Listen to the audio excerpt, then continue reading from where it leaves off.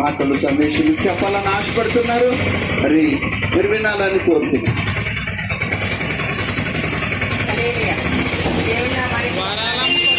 గ్రామ పెద్దలకు, అధికారులకు, ప్రజలందరూ యేసునామములో వందనాలండి.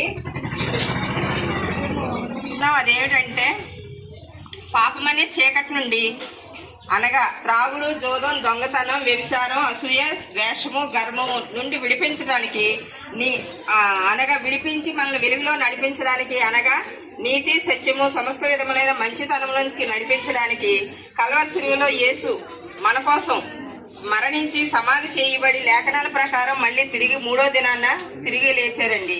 ఈ సత్యం నమ్మిన వారు మార్పు చెంది వారికి రక్షణ, పరిశుద్ధత, పరలోకం ఇస్తాడు ఆయన. ఇది విని ప్రక్కన పెట్టిన వాళ్ళకి నరకం తప్పదు. సువార్త నిన్ను రక్షిస్తుంది.